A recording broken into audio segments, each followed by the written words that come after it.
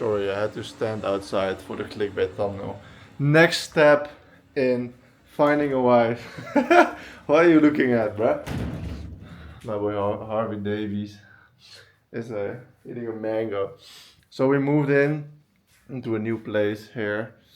And to be honest, we are here in Colombia, Medellin. And the talent, oh boy, the talent is amazing. We went to the mall twice today. We first went to do some work and to get some food and shit. And then we went home to film some content and to do some more work. And then we went back to eat again. I mean, that's really what we always do.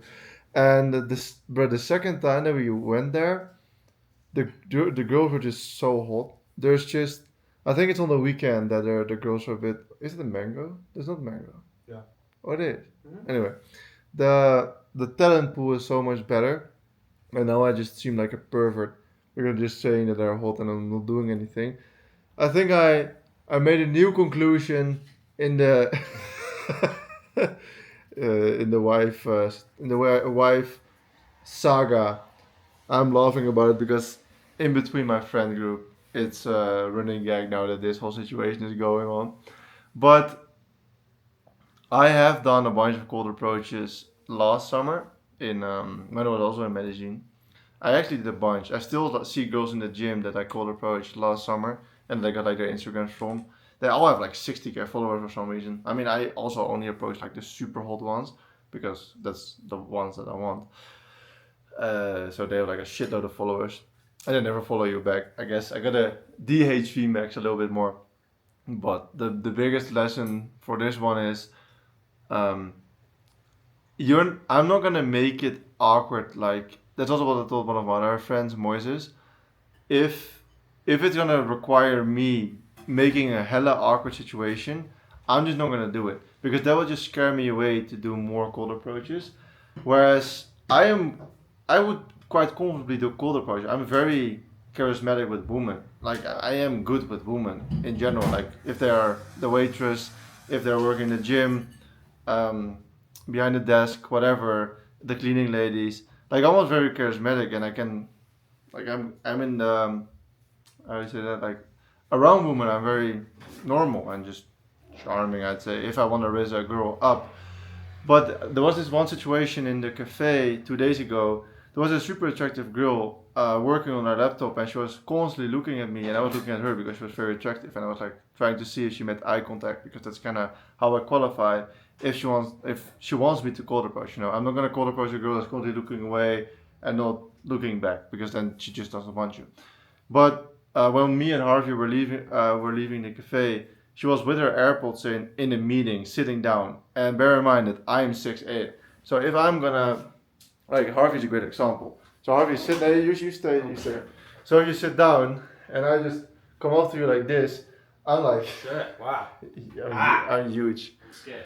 And girls are tiny and easily intimidated. So if I'm just going to stand there in the middle of the cafe while she's in a meeting, like talking to her, they just make it super weird and awkward.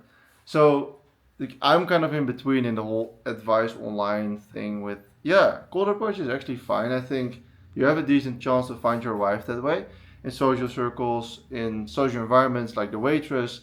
I've also approached a bunch of like girls that were like doing a service, so like waitresses, well, not cleaning ladies, mostly waitresses and girls that worked in the gym, worked somewhere, doing some sort of work. That's fine. Like you can just ask them for their number, and if they seem like interested, then they give it to you.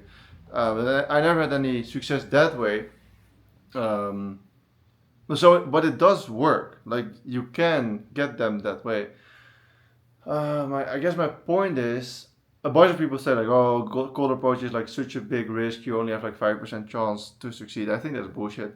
But I think you should also not make it super awkward because this situation that I just showed you with Harvey, like if he was the girl and I would just approach her, it would be hella awkward. And also bear in mind, I don't really speak much Spanish. I know enough to approach and I know enough to ask her for their WhatsApp or their Instagram, but it's just gonna be hella awkward. So if you like me placing myself in your shoes, like what would I tell my younger self? Because that's what these videos are for. definitely approach and definitely have the balls to like step up to a girl and make your move and introduce yourself and make a little chat. But don't do it if it's gonna lose you so much aura, because then you're just gonna scare yourself away for life. And you're never gonna do cold approach anymore.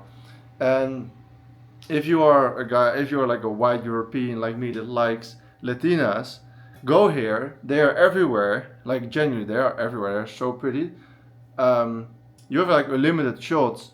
So if you scare yourself away from the cold approach thing, then you just shoot yourself in the foot, and you lose all the fun. So I would definitely cold approach, but just don't make it awkward. Don't make it weird. That's mostly it. Don't make it weird. You're also in these cafes. You mostly have like, if I'm like here with like a table, like I have a table here, and I work on my laptop, they usually have like a couch or like a seat next to it with another table.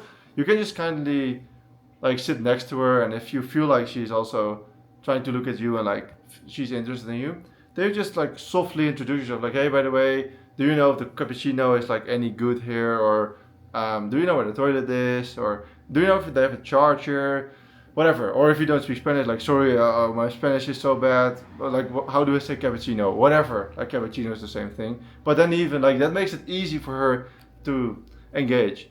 So that's what I would tell my younger self. Don't lose all your aura approaching a chick, especially if you're 6'8", like I am. You stand out a lot, so if you're gonna cold approach in the middle of a fucking busy area and you can't speak Spanish, you're just gonna fucking embarrass yourself. You're just gonna you're just gonna make it worse for yourself. But I did like over 20 approaches in my life already, so it's not a cope, and I would still do it, but just bear in mind what you're doing. Anyway, I also make these videos as like journal entries, to just yap a little bit. Harvey. What? Oh boy. Do you have anything to add to this video? Oh, boom. Yeah, Jan's on the right path. He's growing, he's adapting every single day. And I said to him, these videos should like be a bit more of a journey. Day one, Yeah. finding a wife, road to wife, Road to wife. get a good life. I guess for entrepreneurs, it is like a difficult topic. Like, how do you qualify a girl to stay with you? Because you have all this potential, you have unlimited wealth, basically, unlimited opportunity. You can provide unlimited things. You have time. You can travel. You can retire her parents. You can buy a house for children and buy them everything. So, like, how do you pick one? What would you say? Grab the camera, sir. I think, cold approach. But then again, you got to put yourself in the situations like where the girls are. Like, But how do you know if she likes you or if she likes your watch? well, then you got to take them on a date at least one date, and then you figure them out. You can't just judge because you're right now just judging from looks. Yeah.